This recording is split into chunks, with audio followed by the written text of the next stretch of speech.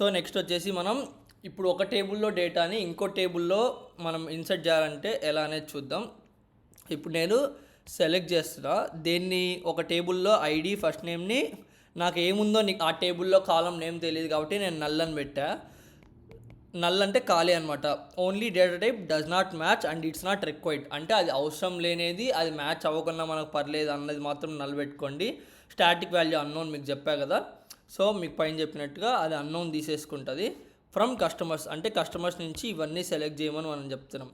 So ఇక్కడ చూస్తే insert into, మీరు ఏ టేబుల్లోకి అయితే ఇన్సర్ట్ చేయాలనుకుంటున్నారో ఆ టేబుల్ నేమ్ ఇచ్చేయండి. అండ్ మీరు ఇదైతే ఈ సెలెక్ట్ స్టేట్మెంట్ని, అంటే కస్టమర్స్ నుంచి మనం డేటా తెచ్చుకొని దాన్ని మనం టార్గెట్ టేబుల్కి ఇన్సర్ట్ చేయాలనుకుంటున్నాం కాబట్టి, సో మీరు ఓపెన్ పెరాన్సిస్ క్లోజ్ పెరాన్సిస్లో ఆ సెలెక్ట్ స్టేట్మెంట్ రాసి ఏ దానికి ఇన్సర్ట్ చేయాలనుకుంటున్నారు ఫస్ట్లో ఆ టార్గెట్ టేబుల్ రాస్తే మీకు ఇక్కడ కస్టమర్స్లో ఉన్న మీరు సెలెక్ట్ చేసిన డేటా అంతా టార్గెట్ టేబుల్లోకి ఫార్వర్డ్ అయిపోతుంది అనమాట. సో అది ఒక టేబుల్ నుంచి ఇంకో టేబుల్లోకి మీరు డేటా తెచ్చుకునే విధానం.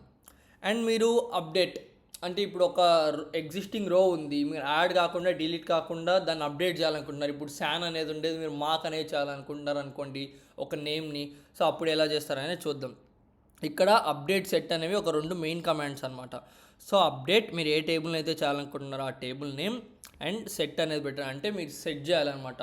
మీరు ఇప్పుడు ఒక కాలం 1కి ఈ వాల్యూ, కాలం 2కి ఈ వాల్యూ 2 అనేది ఇచ్చి వేర్ అంటే కండిషన్, ఇది సింటాక్స్ అనమాట. మీరు ఇది లేకుండా మీరైతే అప్డేట్ చేయడం కుదరదు.